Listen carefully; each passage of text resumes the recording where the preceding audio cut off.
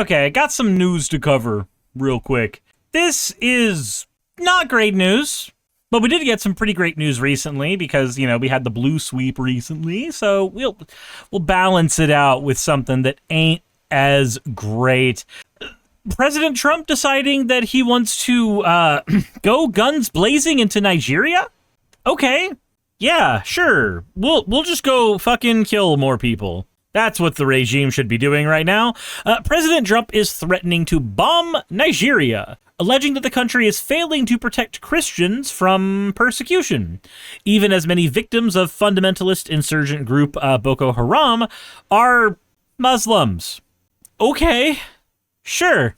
This theme of persecution of Christians is a very politically charged and actually religiously charged theme for evangelicals across the world, said Anthea Butler, the author of White Evangelical Racism, The Politics of Morality in America.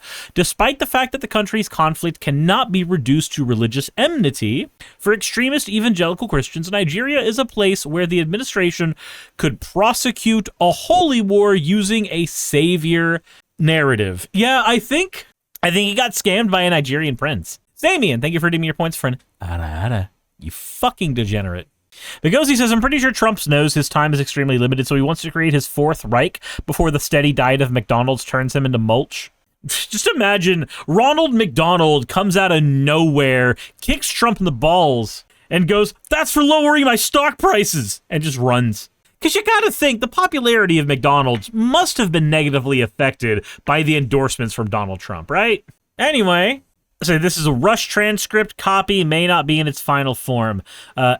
Amy Goodman saying that we end today's show looking at Nigeria as President Trump threatens this weekend, to bomb Africa's most populous country. Also the largest oil producer in Africa. In a post on Truth Social Saturday, Trump wrote in part, quote, the USA will immediately stop all aid and assistance to Nigeria and may very well go, oh, thanks DaVinci Resolve. That's what I wanted right there.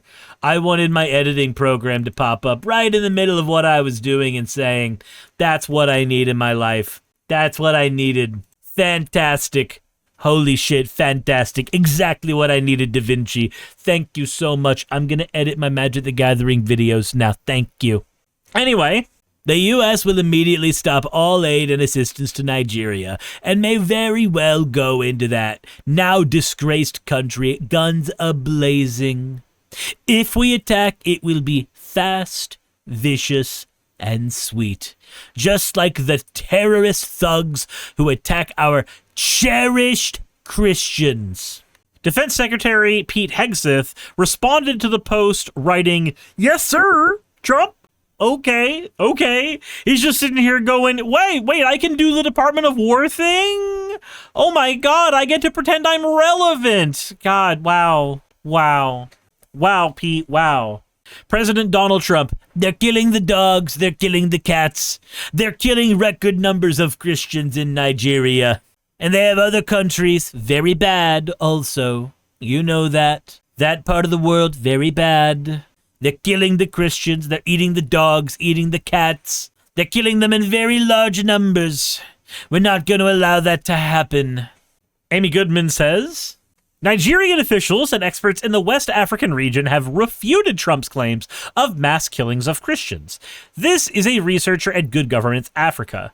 Malik Samuel says this is not a Christian genocide because the facts don't support it. If you look at the areas where this conflict is rife, even if you take the Borno state alone, you look at northern Borno, many of these communities are Muslim dominated, so most of the victims of that violence are actually Muslims. Amy Goodman then saying Nigeria's government has said it welcomes military aid from the U.S. as long as its sovereignty is respected. The advisor to the Nigerian president, Bolo Tinubu, saying that our soldiers have the capacity to deal with this thing, so we do not require the American soldiers' boots on the ground. What we need is the apparatus, the equipment, the access to some of these things that will aid our own military force and some of the paramilitary and intelligence operatives to deal with this. Amy Goodman then says, for more, we're joined by two guests in Lagos, Nigeria. We'll speak with Wole Soyinka, the acclaimed Nigerian playwright, author, and poet, the first African to win the Nobel Prize for Literature. It happened in 1986. The Trump admin recently revoked his visa to come to the United States. The decision came after Soyinka referred to the president as the white version of the ruthless Ugandan military dictator Idi Amin.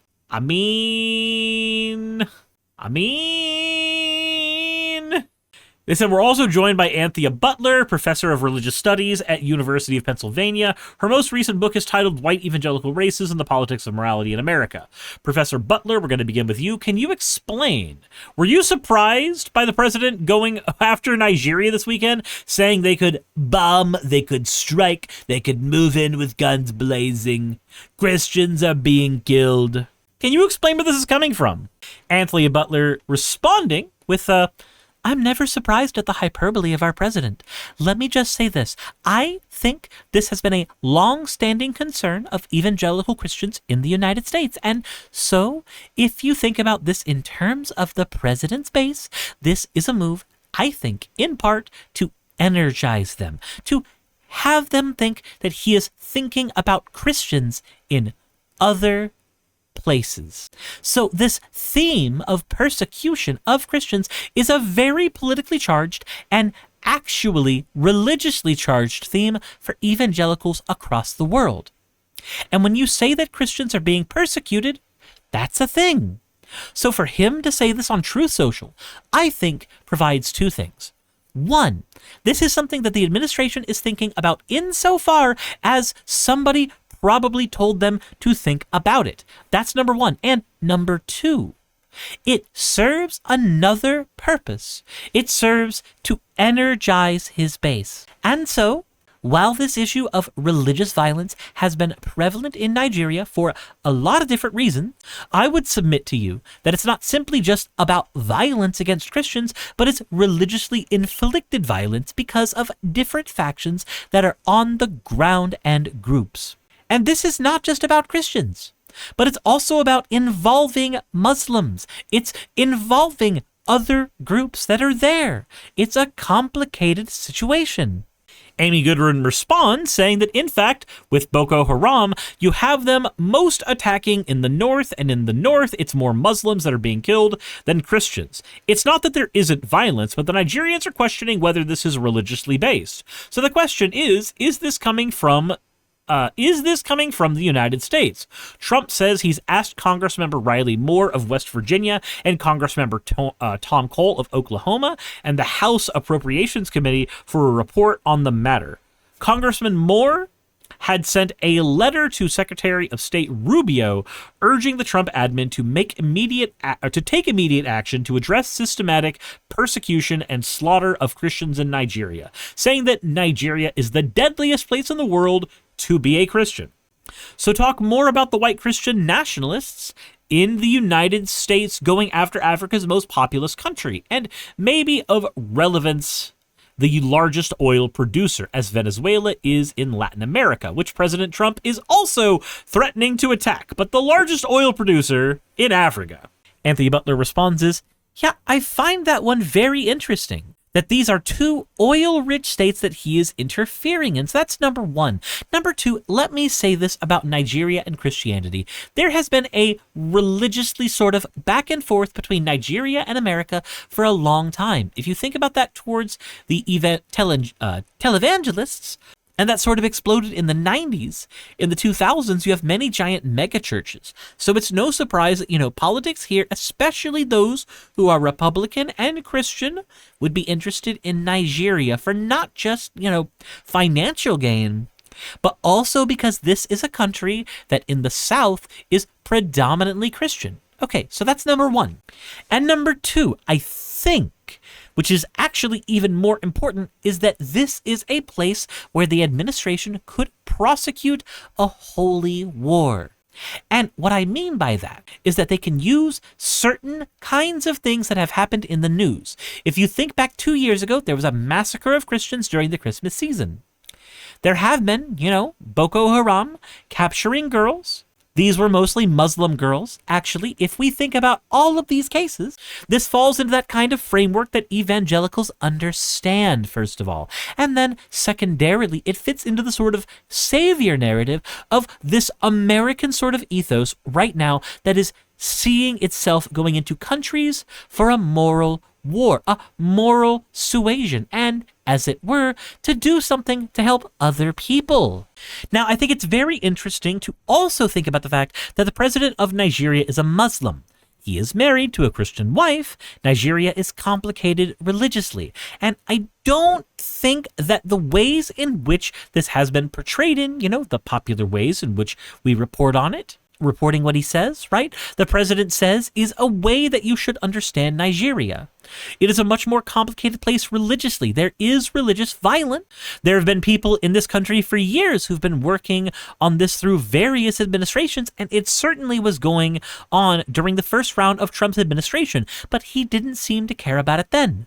Why now? Amy Goodman then says, and finally, before we go to Wool Soyinka, the Trump administration sharply reduced the number of refugees admitted annually to the U.S.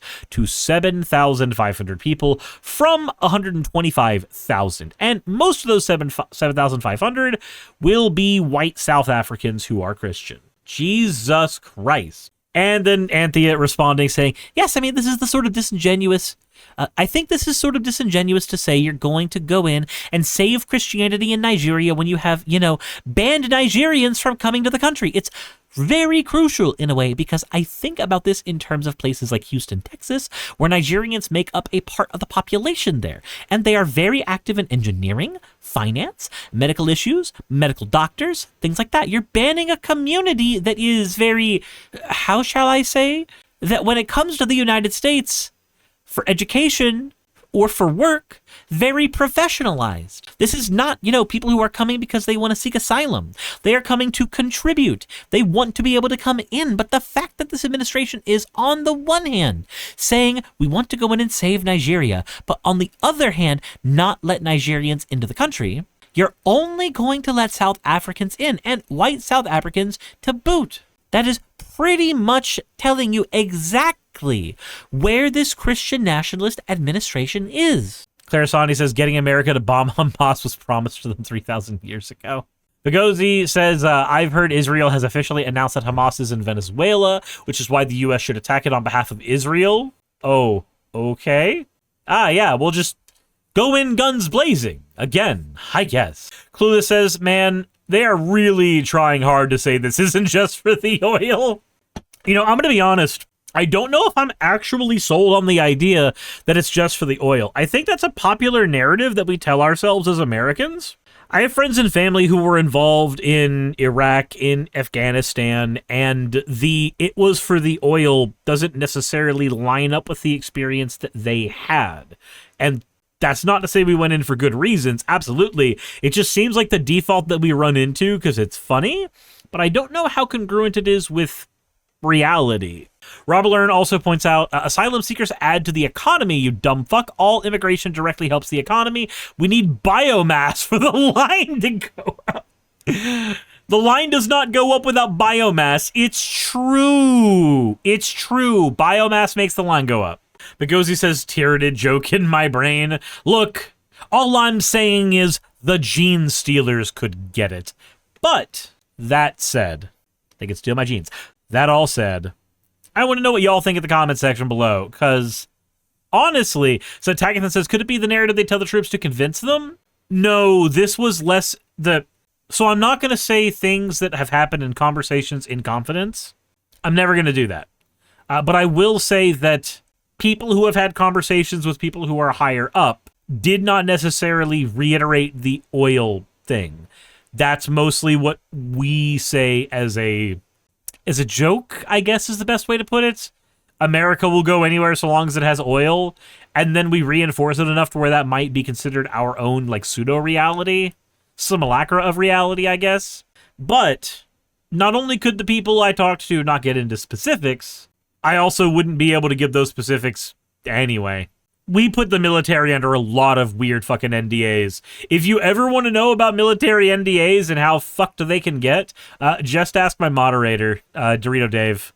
That said, Larasati says, America has overthrown governments in the Middle East for oil. Oh, we've certainly overthrown governments. I just don't think oil was the only reason.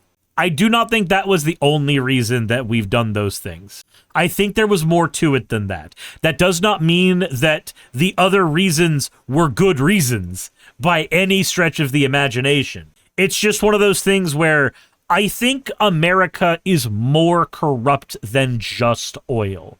I think there is more to the American imperial project besides just consuming oil from other nations. I think it goes deeper than that, and not in a way that would make us look favorably on America. Hey, you made it to the end. I want to give an extra thanks to the patrons who allow me to do this full time. I want to thank Aaron Rail, Astral, Britzkrieg, Jemshin, Poundini, Red Joker, Victoria, Jonas, Craig, Tarika, Fireshard, Smiling GM, John, Dren Hadamada, Creeper, Sagitta, you know I'm not saying that last part, Valis of Seraph, Ottoman Angel, Rooster Rachel, and Fire Panda, who are all my $20 and up patrons.